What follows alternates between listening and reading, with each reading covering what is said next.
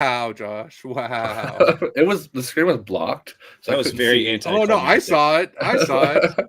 No, but I couldn't see children in the screen Uh-huh. because Uh-huh. there's a big numbers on going over your guys' faces.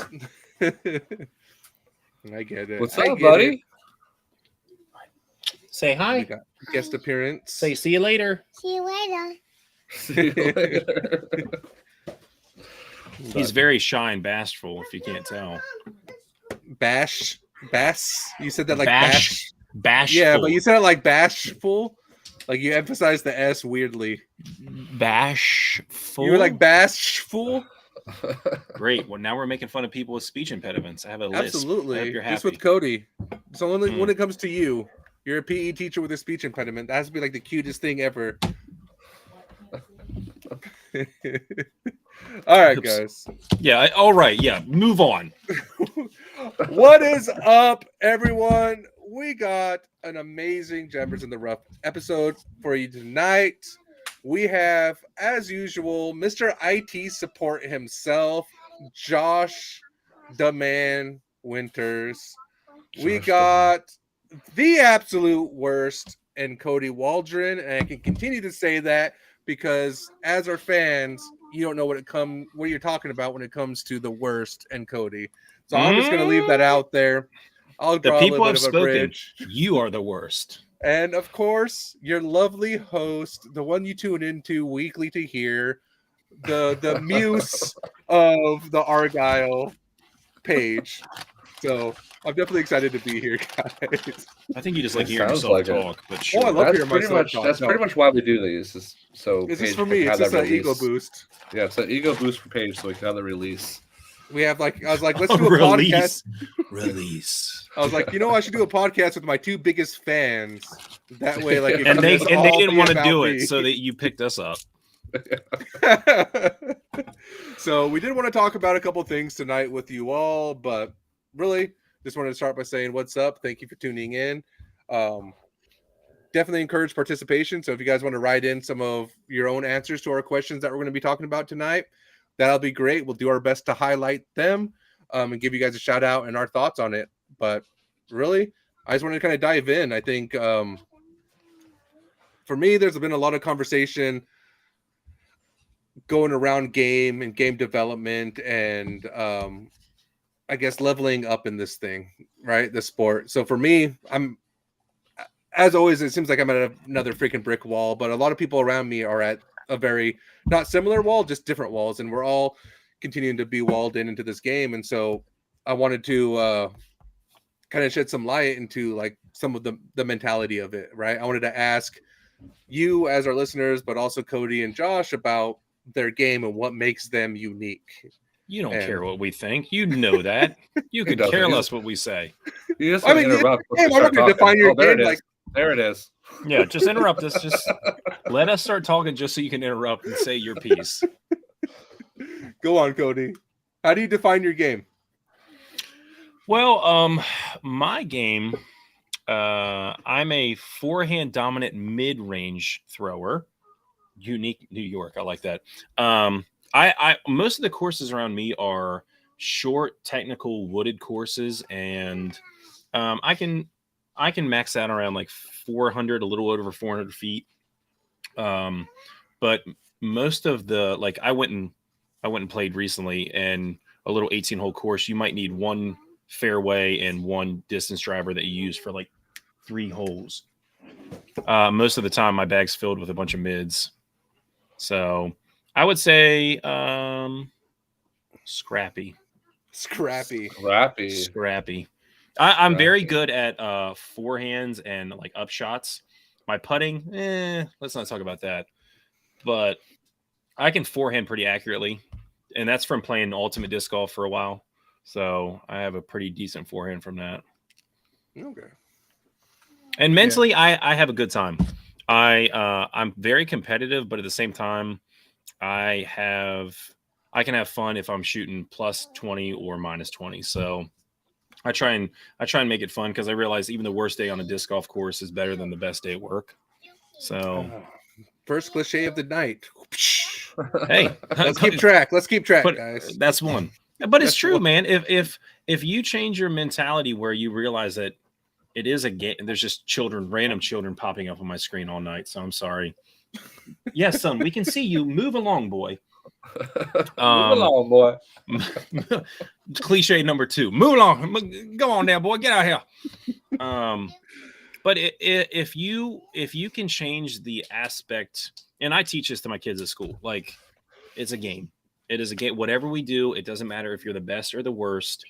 Are you having fun doing it? Are you being active while you're doing it? And it's challenge yourself. If I got a plus 15 last time, can I get a plus 13 next time? How can I make minor improvements that will lead to lasting change?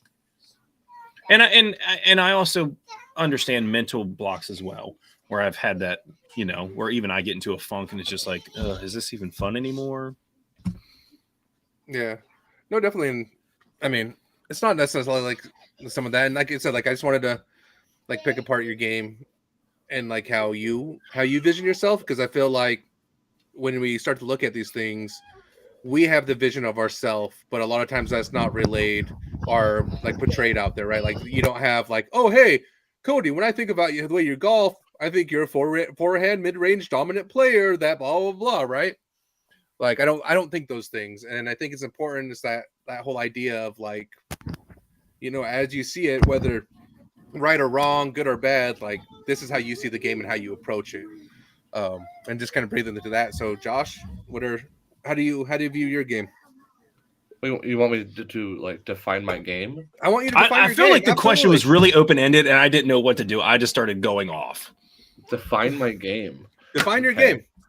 I mean, I don't know how I would define it. Like, I am only competitive against my close friends and brother. Worst enemies. Other than that, like, I give 2 shits how I do.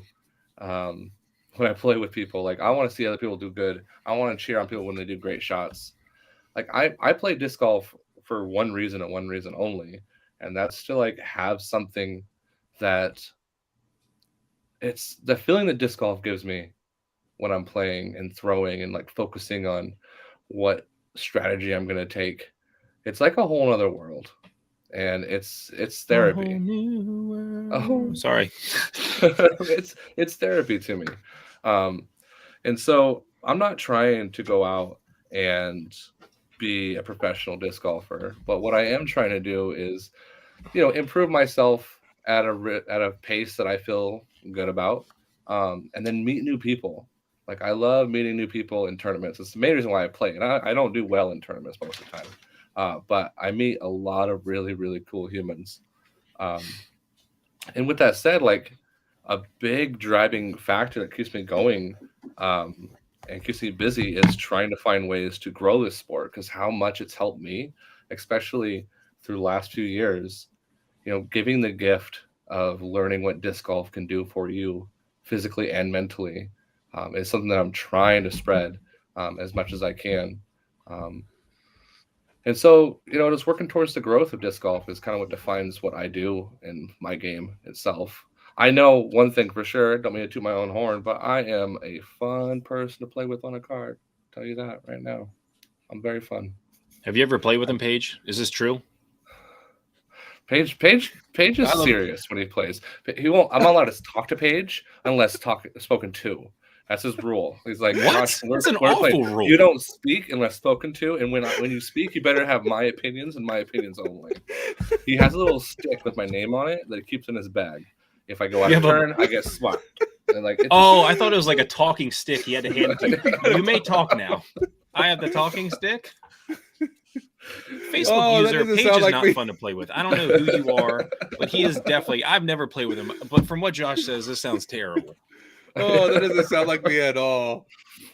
But no, and I think you bring up a lot of good points too, and approaching it from that very casual aspect of it, and when you battle your frustrations, I think sometimes it's you breaking away from the way in which you define your game because you're trying to be something that you're potentially not, right? And what I mean by that is like, because I'm similar, like casually, I don't take it serious at all. Like I miss a putt, I don't care, because I'm not trying to make this putt now. I want to make this putt this weekend when it matters. So it's just like, okay, cool. My inside circle one's missing. So I'm going to come home and I'm putt practice and I'm going to be intentional with how I approach it. When I get mad and frustrated on the course, it's when I try to take my practice round too seriously because, you know, buddy A just showed up and he's like, boom, U-disc. What's your U-disc, Paige? Let's play. Oh, I'm going to beat you. And it's just like, oh, you already took me out of my, like what I'm here to do, which is practice. And you change that. And I think when you talk about like some of that casually, like I love like when we've met up a few times and I talked with you about like 3 years ago, our first meeting and, you know, us walking and all of the conversation that came from that. I can't tell you the shots that we threw, the shapes that we threw, the score that it was. But what I can tell you is that conversation has led to pretty much everything that's unfolded since then.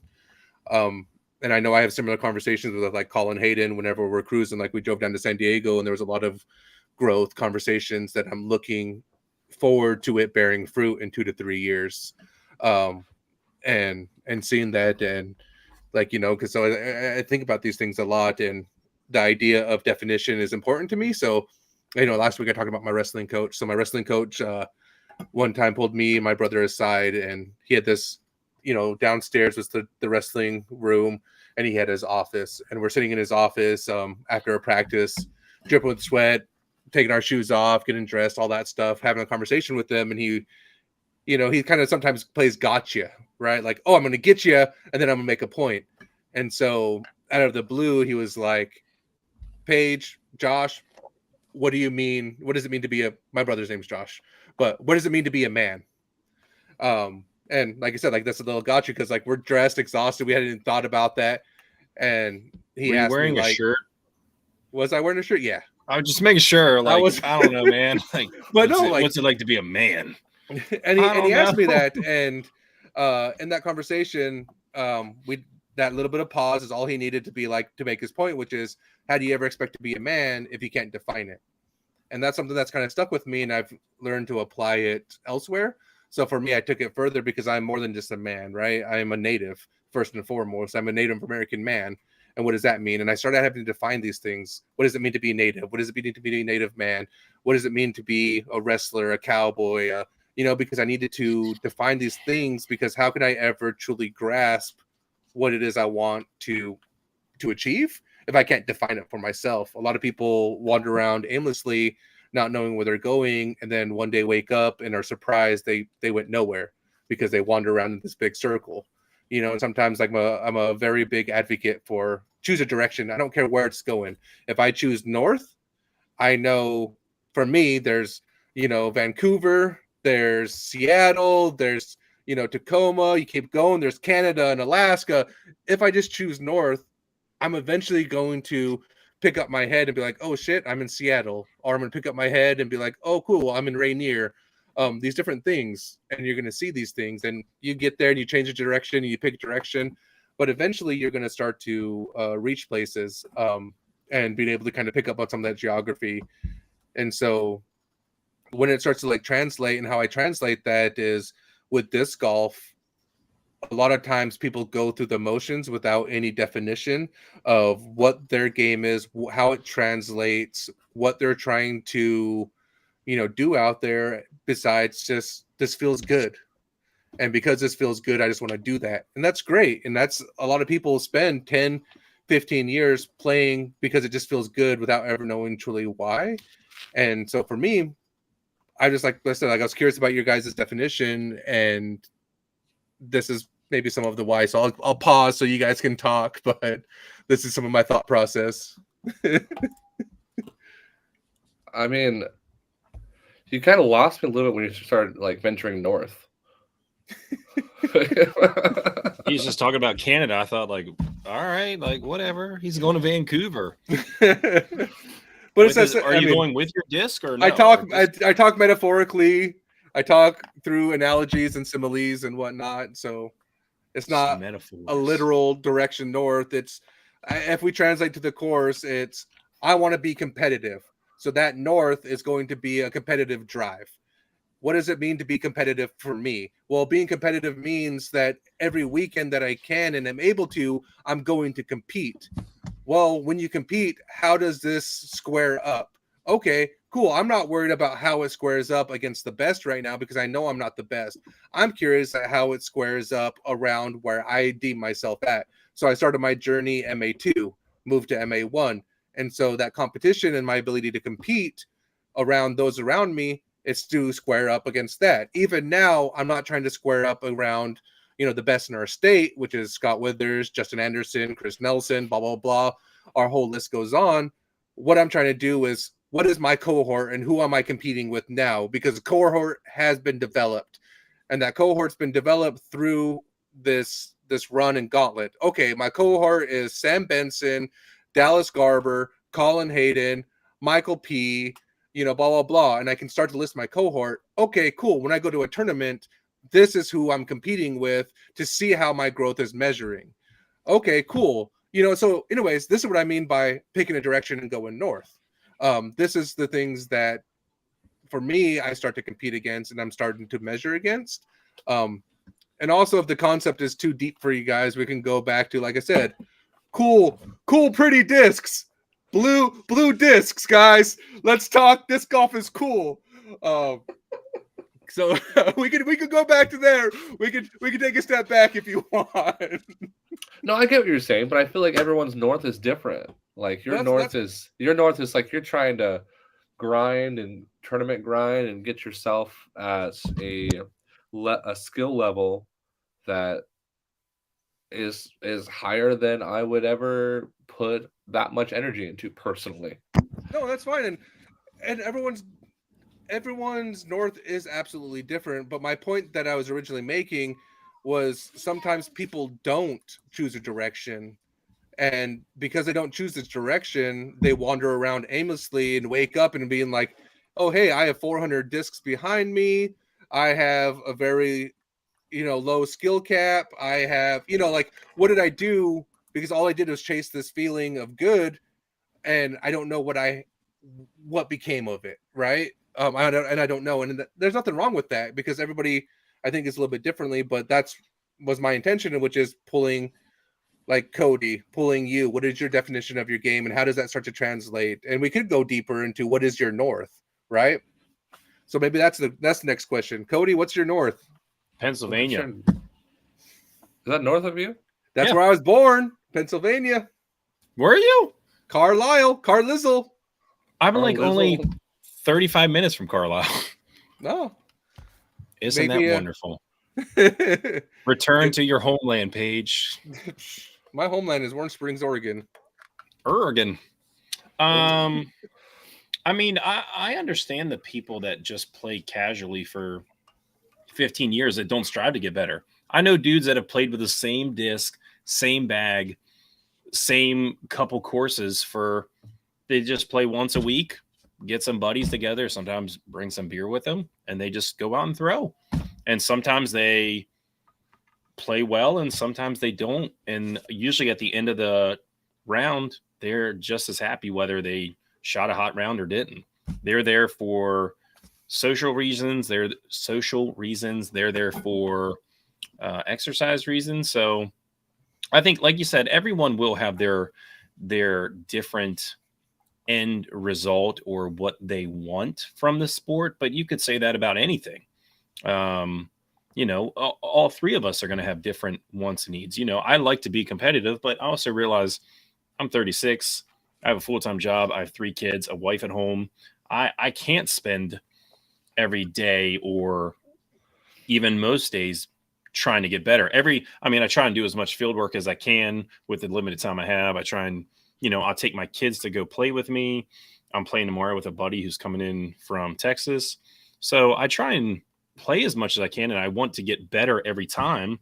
But I also realize that my expectation is maybe I'll win MA 40 sometime in 4 years. But, I don't plan on ever using this as a money-making career or as a viable source of income. I love it. I love playing it. I love the exercise from it. I love the competitive side of it. I love the friendship and the social side of it. But I also realize that, I'm never going to be on Joe Mez Pro unless it's like Joe's versus pros. No, and I mean, and I guess yeah, and that's I appreciate you for sharing some of that. And like I said, like it's not to go like I don't think there's a good right, wrong, or bad of disc golf. Like I think everyone gravitates towards it for their own specific reasons, and I guess the life in which I'm breathing into is just that my own like reasons and life that I breathe into it. But I think it's important to talk about some of these things because I don't think it's talked about widely enough, right? Like you hear I don't know, Simon Lizotte go on a podcast and he's not talking about the in-depth reasons and the whys and the hows and the his overall direction and why. He's talking about the things that people want to talk about or want to hear from him, which is like, oh cool, you just signed from MVP, what is it like to do this? And he's talking about that and his love for this and love for that, and those are important conversations. But I think when you start to tackle some of this real side of the game, a lot of times this conversation is lost. So my intent is to bring it into the forefront and listen to Josh's North. My North. What Canada. is Josh? What is Not Canada Portland's is North. fine. I'm his North. God damn it, I'm his North. Well, Paige is my I mean, North. technically, Canada is still north of him. It's true. We live on a But- globe. Technically, everything theoretically could be north. Depending Oh, on where Cody's not a Oregon- flat earther, guys. I'm not Kyrie Irving, baby. I'm not flat Earth in this. He believes in the conspiracy of a round Earth. What does it say your name is, Cody? P is the joke. I'm fine with that. You come to my PE gym, I'll mess you up, boy. We'll play dodgeball, or as I call it with my young friends, clean up your backyard. And I guess this is the question for chat too. If you guys are tuning in and this is just too much, like I don't know. They don't like our deep dives, They man. don't like our deep dive in here, and that's fine. They just want me to hold up disc and just. This stare is at on them. what's on the forefront of my mind lately. I got you. Where's my North? I got this. You know what? I feel like I've gotten to the North that I envisioned, and now I'm building my settlement at my northern spot. You're hunkering And down for the winter. I'm hunkering down because I For really the Josh Winters. I like where I'm at. I've having Grow It to work with, Grow It. and spread disc golf to a lot of people. Like I just recently dropped off 55 discs to the parole and probation's office in Eugene. Met a gentleman who wants to start getting some of the people that go there into disc golf to kind of help them, have something else to focus on. I donated 55 discs with an open-ended. Let me know when you need more. It's things like that. It's like that's my North. It's like spreading disc golf just a little bit more could help. Even if it just helps one person out of all that, that's a lot to me. Well, it has helped and one then person. It's helped you. yeah, it's true. More cliche, guys. Keep track. We'll do And a then giveaway. having a company like Thought Space supporting me and supporting what I'm trying to do is super awesome. The whole having like the team behind it, like there's a lot of support for what I'm doing and what they're doing, and I really like where I'm at right now with my disc golf life. So I feel like could I go more north? I could, but I might sacrifice things from my family to get that north. And right now it's a really good balance, and I'm really happy where that spot is right now. Yeah. No, that's great. And that's, I mean, that in itself is definition, right? That is defining, that is like content, that is happy, that is like what you're wanting to do. And I think that's great because I think Grow It has been taken off since I've been watching it. It's no longer just like one little thing on a Facebook group. Half the time, the Facebook groups don't even see what you're doing. I And know. think that's the mark of a true successful individual, is because it's not being widely viewed, but it's still happening and it's still being impactful and it's still being valued. And I think that's important because it's not like you're not doing it for 300,000 followers. Hey guys, like, share. If we get to 100,000, people that viewed this video, I'm going to give these 55 discs away. It's like it's not that. It's organic, it's real, and I wish you would have let me know because I had some contacts down at Oregon Youth Authority as well, and getting them like trying to get a basket placed in some of those like facilities would be sweet, and having the juvenile or the pro side on your team is huge with some of that. But yeah, and somebody actually just like mentioned that to me. They gave me that name, I believe, to look into. So I told them I was gonna reach out to them. So Oregon Youth Authority is it's a state entity, 10 facilities, well, 8 facilities. They closed 2 facilities down, 8 facilities across the state. They deal with our adjudicated youth as well as DOC placement. So they kind of work from 12 on up to 25 is how they define youth. So people that are placed there for a year or anything, but getting like a basket or 2 placed in to where it's just like probably 1 basket, putter only. That way it's blunt, it's not sharp. You're not running the risk of them throwing a distance driver at somebody's head 70 miles per hour. Yeah. I don't think they're throwing 70, but I mean, I'm just saying if they start training, right? Like, hey, I got 20 years to learn how to throw a disc 70 miles per hour so I could F somebody up. I wouldn't put it past them. I mean, like, there's also like the Muse putter. I had like 18 brand new Muse putters, the 2nd gen, the soft ones, in my store those are 18 of the 55 are those discs. It's like all brand new putters be good for people. Because I mean, learning with a putter, that's a great way to start disc golf. I wish I started on my kids on putters. Yeah. And I am so like, it's strange, but like I just got excited because Dynamic Disc is having a sale on their little satchel packs, and they're $9 each. Like I might buy 6 for my school and do like a little library of discs where kids can like sign them out for the weekend and take them and play. Because I have the disc to do it. And like, and I'm sure like 9 bags, like between the 3 of us, even we could fill out 9 bags. Like I have, this is my not touch section right here. This is Infinite Discs, Discraft. Yeah. And that just kind of excites me. Like I was like looking at it today. I was like, oh man, I could get, this many bags. And then I'm like envisioning in my head, like what kind of sign out system am I going to use at my school? Kids can keep it for a weekend. I might even have to ink some disc, silver ink, of course, because we're not animals. But, I'm just thinking of ways that I could continue to expand and, like Josh said, grow the game in my sphere of influence. I have a certain platform. I'm a PE teacher that I can use to expand the game in my area. So I think that's pretty cool. Yeah. And plus, I know that you play probably still. They had so many of them. They got them from Upper Park Discs, but there's these bags. They're like the sling bags. Oh yeah, they have little straps. I believe that Zoe and Dustin still have. I would imagine because they had so many. Still have some. So I should get hooked up with them, is what you're saying? Yeah, to get stuff for your kids at school. These bags will work really well for that. Yeah, see, this is the one I'm looking at, the little $9 one. It's like a just shoulder bag. But I would honestly take anything that is, that I can just stick 8 disc in or 6 disc in. Kids can take 2 or 3 if they want to play with a friend for the weekend or something like that. Just something that will motivate them and get them outside, and also something that they can enjoy. So that's kind of like where I'm at in this. And it's cool though, because anytime I like get a disc from somebody and they know I'm doing it, they're like, hey, use this in your school. So they send me an extra one for free, and I just take it and drop it off at school. And I had a little girl that had a birthday party at my school. She wanted me to leave the disc golf basket and all the disc out at school. So she had an awesome birthday party. Her parents bought her a trooper bag and like 15 discs. Heck yeah. That kind of helps like make your business sustainable, right? Because they're buying 15 discs from you. No, they don't buy them from me. Like, I got you. I got what you need. I'm pushing in schools, like, hey, kids. You got things you don't even need or know. I give them 1 disc, so they're coming back for 3. You know me.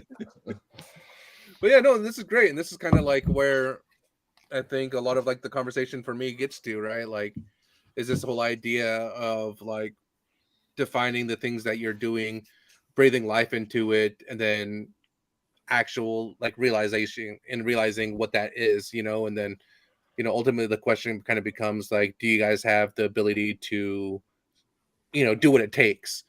And a lot of times like that translates to like more competitive people of like, oh, do you have the time to field work? Do you have the time to putt practice? Do you have the time for tournaments? Do you have the sacrifice? Blah, blah, blah. And that's an easy way of like, not easy way of looking at it, because that's a very real way of looking at it.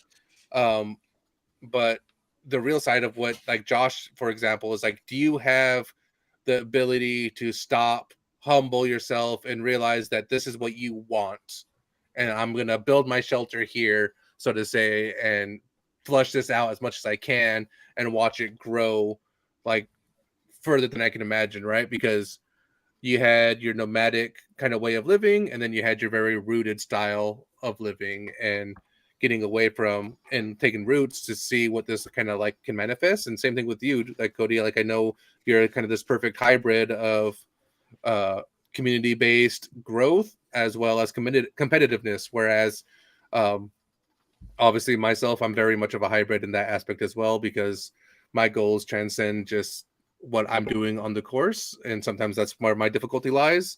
Um, because yeah, anyways, I don't need to talk about myself, but like starting to kind of realize some of that, and then do what it takes, right? The ability to be a teacher and take a vested interest in these lives, because there's teachers that would be like, no, everything's locked up, you can't do this, and I'd hate to say it for like somebody's birthday or whatever, but there have been people that I've seen that have been willing to say no because it's extra work on this individual to do these things. It's extra money out of your pocket to buy 9 bags for $9, which is what, $81 plus shipping. So you're about $120 into it, just so that these kids can rent it out. Which they're probably going to lose discs. They're probably going to steal discs. But it's like it's not about that. What it's about is giving them continued access and taking some of that hit. See, that's an ability to say, like, do you have what it takes to kind of stop, put those brakes on, and do what needs to be done? And like I said, like I continue to use some of my friends for that idea, because when it talks about like getting better in this game, yes, field work helps, yes, reps help. All of these things have been proven, but do you have the ability to like look at yourself unbiasedly and identify your game, identify your flaws, your weaknesses, your strengths? Do you have the ability to lean on those strengths? Do you have the ability to stop and rest and let your body heal up? Do you have these things like? And I don't think a lot of people do. Not when the time comes to it, right? Like you look at a forehand dominant player, they step up and they watch three of the best backhand players in the state throw backhand, or three of the best players in the state, not backhand, but three of the best players in the state throw a backhand. Do you have that courage to 100% confidently throw a forehand, even though it's a backhand? And I'm willing to bet in that situation, most people do not have that. And it's something that you work hard to get over and get over that hump. And that's kind of where I guess I'm getting at this whole concept of, do you have what it takes to do what needs to be done? Case in point for me, like Daniel Kitchens is a MPO player up here that I absolutely love his game, love his translation under the course, but he's somebody that I've had conversations with around his difficulties, because he's forehand dominant, but not only is he forehand dominant, he throws, thumbers, he throws flick rollers, he throws, some of these funky shots. Jake Wolf is another one that comes to my mind that's touring this year, where it's like, okay, cool, literally playing with some of the best people in the world, and you've overcame that to go, overhand. You've overcame that to go forehand to here, even though the quote unquote correct play isn't it. And I know it was difficult for them, and we see some people that I'm close to that are continuing to battle some of that. As I started to find my game, sometimes it's too vanilla. I think sometimes it's very like, because I think I am not great at any one thing, though. I have, man, you're gonna fucking sigh. Go on, Cody. Come on. No. Fuck you, Cody. Let's hear your fucking sigh. Go ahead. I had a gurgle in my throat. No, Cody. Let's go. I had a cough drop in.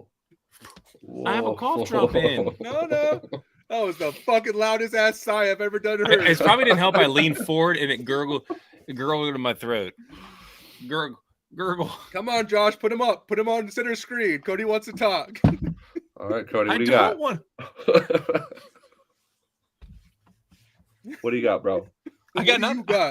I have a bag of cough drops. I'm sorry. But no, and my point is just this, right? Like we've all talked about kind of some of those reasons why. And sometimes, like I said, there's no good, right or wrong way of playing disc golf, because it's one of those games that are so unique to the individual that being able to kind of own those reasons proudly, and then give life to that and watch it unfold and what that has. So that's kind of my main point before Cody gave me the biggest sigh I've ever done heard. That's it. That's all I got. That's all you got. That's all I All got. right. Man, we're spilling our hearts tonight, and I make one gurgle, and that's too much. Well, Paige put his guard down, and you showed him why he shouldn't. Right? I'm just well, not only Cody, it's like, man, our chat is silent tonight. What is it? I know. What is going on? Well, it's Easter maybe, weekend. Maybe I think people want to talk about it, and maybe people don't want to talk about it. Like I said, people like shiny things. That's the people that's want the easy. More disc golf. What they want. Dang. This isn't a part of disc golf. Well, to kind of like segue farther away from disc golf. So outside of disc golf, and your little home lives, like what else do you guys do? Like, what do you? Is your life like just disc golf outside your family, or do you have other things that entice you? Oh, I mean, yeah, let's go, Cody. Well, so I mean, what really got me into disc golf 2 years ago was when COVID happened. I was a competitive volleyball player, and I like to be active. I like something to do. I like something to stay busy with. That's doing something physically active is enjoyable to me, and so all of volleyball was shut down. So I found a couple discs I had from playing years before, just super casual, and I would go when my kids were napping. I could go play this local course in under an hour, just throw. And then I was like, oh man, I kind of like this. And then I just kept playing more and more, joined a league, got to know you two ding dongs, sighing at people like when they throw, like, oh. But like I have 3 young kids. I have a 9-year-old, a 6-year-old, and a 3-year-old. My son's in baseball. My daughter's in dance. They've done soccer. My 3-year-old is a 3-year-old. He's a handful, and I love spending time with my wife. So I have to, like Josh was talking about, that balance. Everything's balanced with his family and disc golf, and I just have to find that balance. I want to play disc golf as much as I can, but I don't want to sacrifice, time I get to spend with my wife or time I get to spend with my kids. That's like, and lately with nice weather around here, after school, I can bring my disc with me, get the kids and be like, hey, do you guys want to go to a disc golf course? And they get to run around the woods with me, and they throw 1 disc or 2, and my 9-year-old will throw the full course with me, but they're having fun. They're being active. They're not in front of a screen. So I can balance that, home life and disc golf at the same time. I give my wife a little bit of time off because she's been all day with our 3-year-old, and I know that's taxing. So I'm just trying to figure out ways that work. Do I get to play some weekends? Yeah. Do I get to play on Saturday tournaments? Not usually, because that's a baseball game or a dance recital or something. But I'm happy with it. It's not like I'm like, oh, I wish I could do this, but my kids are in the way. So it's just the season of life I'm in, and I'm very happy with it. I think it's a good balance, and I enjoy it. Heck yeah. More disc golf. I think outside of here, there's what I do for work. So I'm a youth program manager at a nonprofit. So a lot of what I do actually doesn't revolve around disc golf. I try to do everything but disc golf at work, which is funny because I'm doing a softball, baseball clinic this week. I've done, basketball, volleyball clinics, and volleyball. Yep. And we've done public health, messaging and stuff. But actively try not to mix work and disc golf too much, because then I'll go crazy. Because right now I feel like a lot of what I do outside of work and of here, it's disc golf is slowly like encompassed everything that I do, and it's not just playing, because like we have 9 federally recognized tribes here in Oregon, and I have close contacts in all 9 tribes, and I'm working on, so now I'm responsible for 3 of those 9 tribes getting disc golf courses and having the disc golf conversation and getting those kind of pushed forward. So that's been taking some of that time. My goal is to do 1 suicide prevention camp this year. Now I'm doing 2 suicide prevention camps this year. I also want to run a tournament. I'm also working on finding different ways to support those that I want to support. So, Jammers in the Rough is one of those venues in which we do that. So we sponsored 5 or 6 people. And so I'm trying to figure out ways to make that sponsorship worth it while also trying to make myself as a sponsored player valuable to the people who've sponsored me. I've tried, anyways, like maintaining relationships and contact on Facebook. Like it just slowly, I think, grew to this pinnacle and this point where it's a lot to manage. And do I make sacrifices? Absolutely. And I try to justify those sacrifices like correctly, right? Like I go and play a tournament and I'm away from my daughter, and that used to hit heavy at home. And then I had to have that conversation with myself where I want my daughter to witness me being who I am as an athlete, as a competitor, as, just an active individual. So I wanted her to bear witness to this. So when I'm out there doing these things, I don't feel guilty because eventually she'll be right there along with me. And I need her to know that that's okay for her to do and pursue. And so for me, that is by that justification. And so for me, like disc golf has slowly just encompassed a lot. And I find myself like I've been a lot of things, and I've defined myself as a lot of things. I've been a wrestler, I've been a nonprofit social worker, I've been public health, I've been a cowboy, I've been an Indian, I've been, all of these things, ranch hand, and like right now I'm just disc golfer. And the way I jump into things is I jump in fully and sometimes lose myself in that mess. So I think nights like this helps me kind of sort some of these things and compartmentalize them, because like sometimes like it could just be overwhelming and daunting. And because it's not just a competitive drive for me, it's not just competitive. Like I used to always say, like I believe like I'm a being of like physicality and that of like competition, and that's how I manifest myself. And it's become more and more than that, and I need to find different ways and healthier ways to just explore it, because like I don't think disc golf can be all encompassing right now. I mean, it is, and it can be, but it's like, man, I need to have fun again. Not that I don't have fun out there. Fun looks differently to me when I'm competing.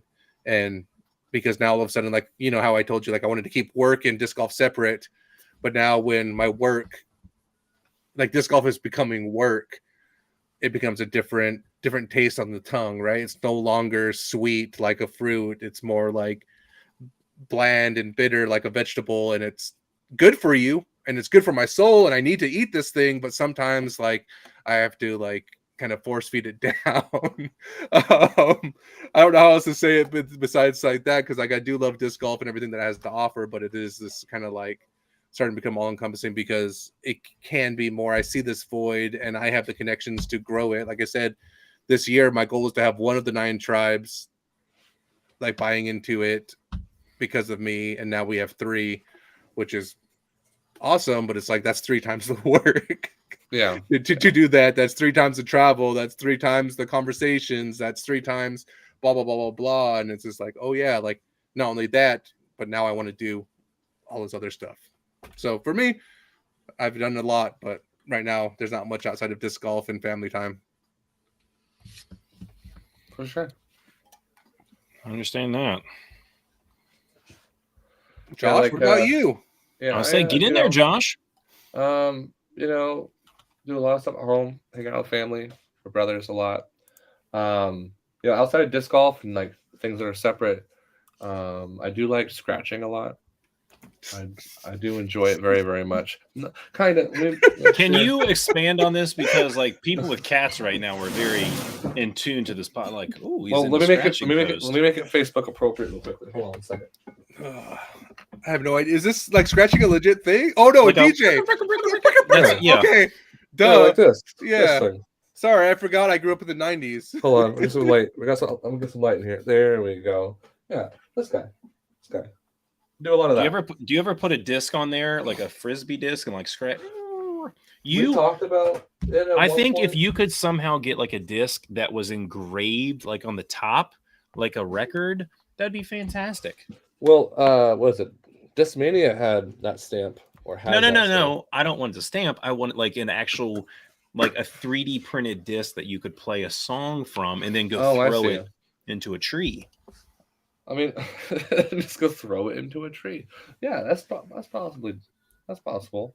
Someone with a 3D print. I've seen 3D printed discs. Someone with a 3D printer print Josh a disc with a song on it. It's true. So It could be the Jammers in the Rough intro. Like, I don't So even we know. could Sing it, Josh. I don't scratch even know this. So you could scratch it, and then so you can sling it. scratch and sling. I like it. Oh, it's like scratch and sniff, but not as good.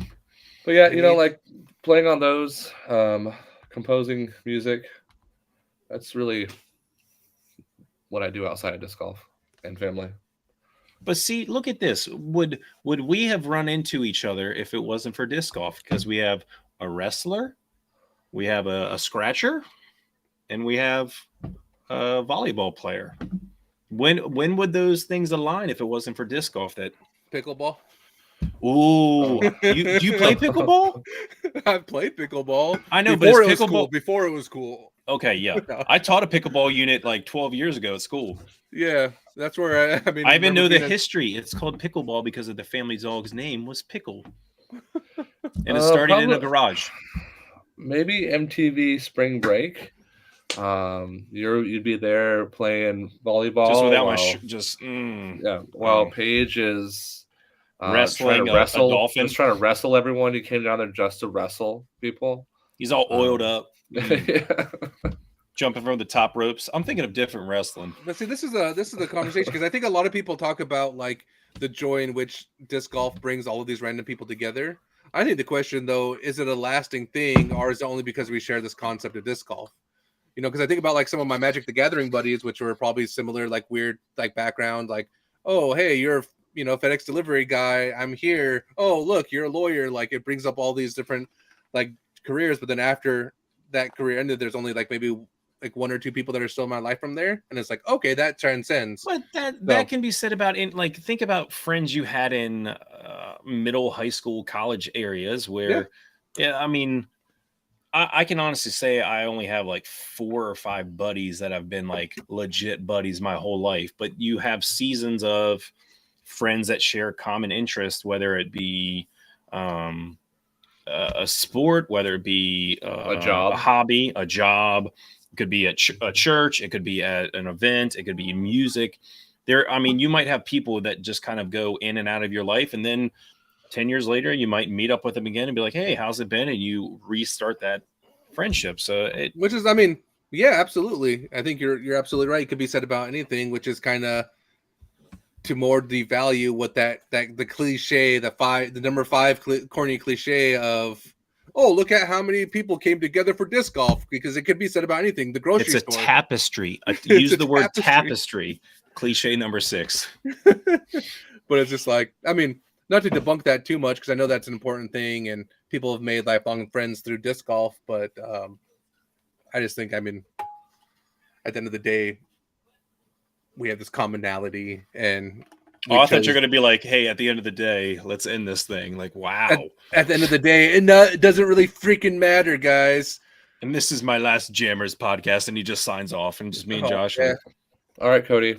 They call it the Irish goodbye or whatever. That's my goal.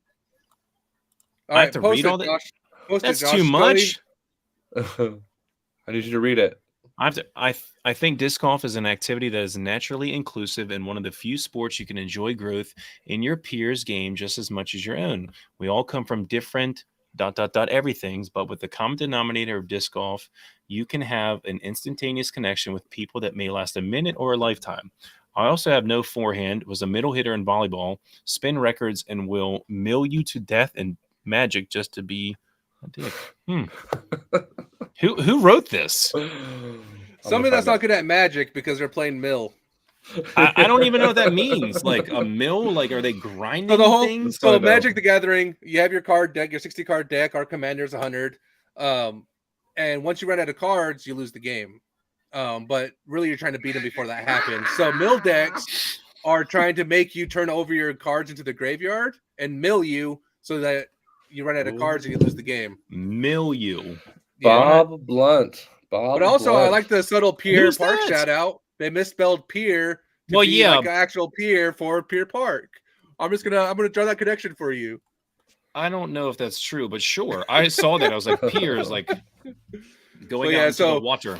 when he said like death and magic, or like I'm gonna mill you to death just to be a dick. Like some people think that's one of the worst ways to play like the game. Some people also like there's a death and taxes where they try to lock up everything and you can't play. There's different ways, and ultimately it's just the style of the game. That does bring something up though. Like I know we live like 2 hours away from each other, Paige, but we're gonna play Magic someday. It's gonna happen. I'll be down. Could you play on like Zoom or something? I feel like you could play. Yeah, you can. It's just not the same. It's fine if you're trying to keep a like cohort like us together and play. Yeah, I know, but I'm saying it's better than nothing. Choose. This gives you a reason to meet up, right? Correct. Yeah, 2 hours is not that far. Which like for me, like it's like our 2 hours though is the most boring 2-hour drive. Yeah, it's just fucking dead straight. Dude, I went across the country on a train. It took 58 hours. I saw a lot of farm fields, a lot. Just like you'd be sitting in the train for hours. I mean, looking back, I kind of want to do it again because I didn't have to drive. Like now I have to drive. I drove to Texas in like 24 hours. And with 3 small children in the back of the car, I would gladly sit and just stare into a field for hours. But 2 hours, that's chump change, man. 2 hours is nothing. 2 hours is nothing, and I do 2 hours like it's nothing, and yet you won't go see your friend. I'm the one that always drives down. It's true. It's more often than not. It's like I would probably say 9 out of 10 times it's Paige driving. But see, I think this is where like I think I would have more freedom in the past. This is where we talk about, right? Like sometimes like it gets out of control. I had more freedom in the past to do that drive to go see Josh, but right now because I'm training for tournament after tournament, I have my routine down to maximize my success at tournaments. And so sometimes a detour to like, let me go see Josh 2 hours that south you to could play disc golf with. No, but play a course that isn't relevant to the course I'm playing this weekend.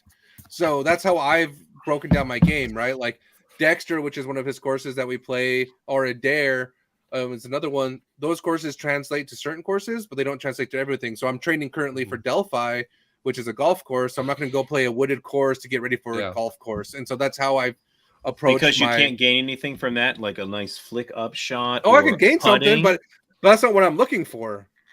What I'm looking for is how to make my successful. Places. This is how we define ourselves, right? This is how we define what it means. The wrong places. No, you will find what you need where you least look. Cliche number 7. My game plan has been proven to be successful, so I stick with it. Smart man find what he seeks where he not looks. 8. So we have a tracker, guys. So whoever messages Cody first with our count by the end of this episode, or Monday, if nobody does it Monday. So if you're listening to this on Spotify, just message Cody our account, and we'll give you this disc I keep flexing. What is that? It's a Metal Flake FD3. Simon Lizotte. Is that the Simon Lizotte, the crowd stamp? Yep. So you got to wait till the end. Yep. I'm gonna sneak one in. I'm gonna sneak one at the end, but I'm not gonna count it. I'm just gonna be like, oh. But yeah, so I don't know, guys. I think I don't know. Figuring some of that out. Figuring that they weren't ready for the deep dive tonight. I don't think so. I needed to talk about this. I think tonight was just Paige didn't want to pay for a therapist, and he's like, Josh and Cody will listen to me, suckers. No way. The people who listen to the podcast every week, they're gonna love it. The casters, the pod people are gonna love it. The pod people. Do we have pod people now? We have quite a few pod people, which is. Really cool we have a guy that plays volleyball, Magic, and scratches them frisbees. Yeah, I've coached quite a bit too. You've coached? Yeah, I've coached volleyball, I've coached basketball, I've coached wrestling. What do you know about volleyball? I need to know what you know about volleyball. What I know. He's a setter. He's a setter. I can tell. I don't think he's got the hands. That is not how you set, and that's what worries me. If this is how you coach volleyball, no, it's because not. That's definitely like, all right, kids, you're gonna set like this. Like, you gotta step through. You do step through, but spirit, jazz hands. But, and this is how we are ending our podcast, which is good. We can transition to some of our closing thoughts, guys. So I feel like all night was closing thoughts. All night we just gave closing thoughts. We're having a conversation all night. We're talking with intent. Sometimes we're gonna bring in a guest next week, and We're gonna have a guest conversation, but sometimes they need to hear what the fuck Paige has to say. Next week gonna we're gonna find out appreciate what we're gonna find out what scares our guest. Hey, tell us your deepest, darkest fears. We have an hour to talk. Let's do it. I hate my mom. There he is. Oh, is that Gannon Burr? Whoa! Wow. Jeez. See, look at that. We got love. We got love. Go ahead and read that one. But who is it? I need why can it's Facebook user? No, that's who it is. Facebook user. Maybe Facebook just wants us to our have biggest a broad fan, audience. Facebook user, wrote. It's not Jerry. Jerry normally writes Jerry. And it's given me a different perspective to think about since I'm very new to disc golf. Because and I think that's my goal is we're all gonna be hitting a wall. You hit a wall from 850 to 875 to 890 to 900 to, and it just keeps going. Those walls continue to exist, and for me, it's your job to break them down. It is 100%. Hey, break down the walls. Right. Cliche number 9. Let's break Cliche down number walls. 9, and that's where we get to, right? Like, eventually, you'll come to a point to where you decide that it's worth it and push through, or you decide that it isn't and stop. And that's where I think disc golf doesn't hemorrhage a lot of players, but it hemorrhages a lot of people when it comes to like developing to that next level. Because like we said earlier, it takes a lot of work. It takes a lot of try. It takes a lot of effort and intent. And that's not what people are willing to pour in. Hey, you're only going to get out of it what you put in it. But even then you won't. You can put in your life and still not get it. I think there's a raw potential to be had in disc golf. What is your, and that could be a conversation. Ask yourself realistically, what is your ceiling? What is your floor? Are you comfortable pursuing this, knowing that your realistic ceiling might be 950? Your realistic ceiling might be 970. You might never even know what 1,000 rated round like tastes like. Are you okay with your bottom floor being 880, 890, or whatever? Like, what is this range, and are you okay sacrificing all of this? Yeah, that can be almost anything, though, because as someone who works Here's with fucking Cody. Everything I fucking think that could be anything, guys. No. Totally like be that's okay. If it translates to other aspects of life, that is good because you take the same fucking lesson and translate it to your life. That's why analogies work. Why is he taking this so personal? I wasn't saying it's a bad thing. I'm saying it's all night, Cody. It's like, no, I'm saying that's something. I'm trying to connect disc golf with life, Paige. That's number 11.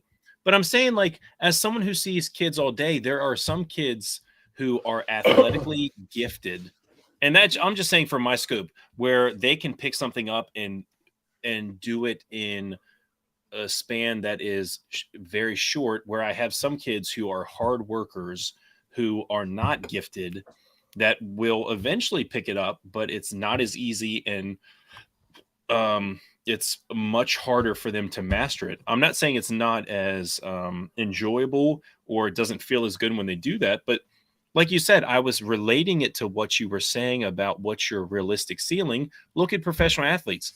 Mike Trout, if you're into baseball, he is just athletically a 5-tool player who is outstandingly gifted, when you have other guys who have grinded in minor leagues for 10 years who put the work in, but they just don't have those natural abilities as good as other people.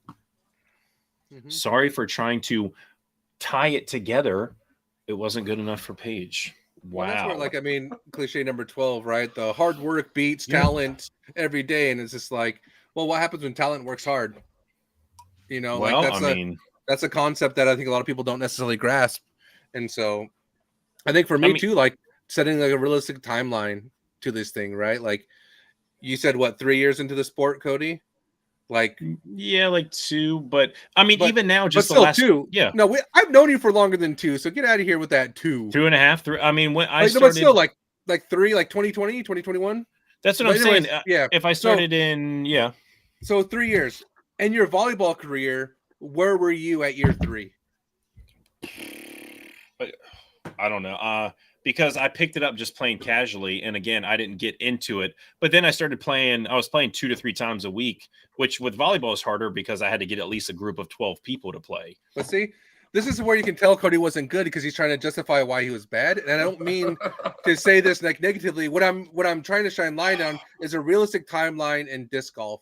If in year 3 you're not where you want to be, that's fine, because a lot of people 10, 15, 20 years into the game and they're still not quite where they want to be. You just happen to be on year 3. For me, Are it's you like saying Eagle was as good in year 3 as he was in year 5?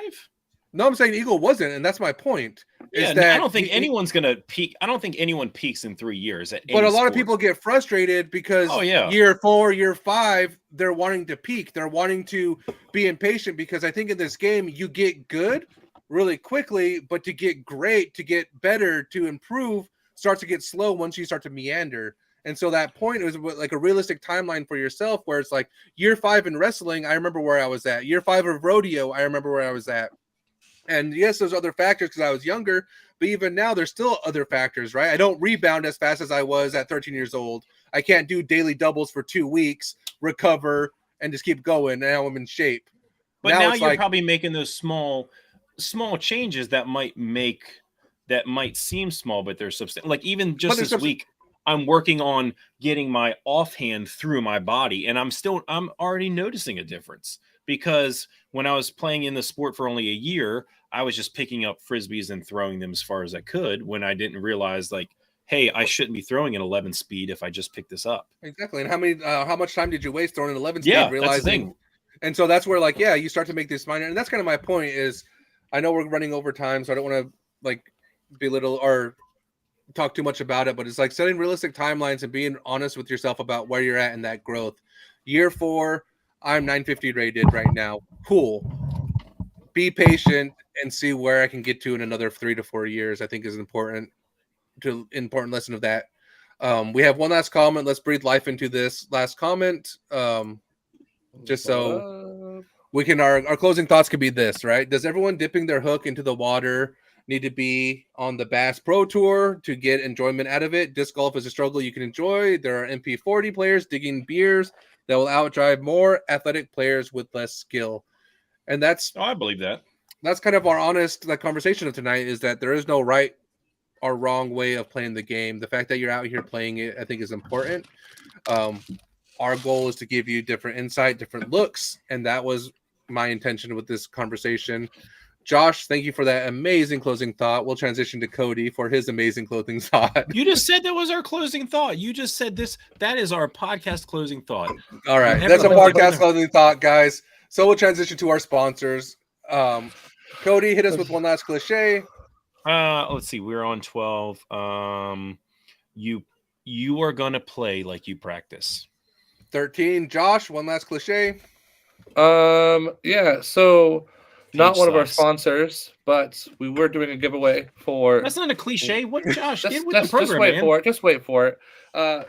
We were doing a giveaway for anyone who promoted this company, who we just wanted to promote them just because it's such a cool little innovation.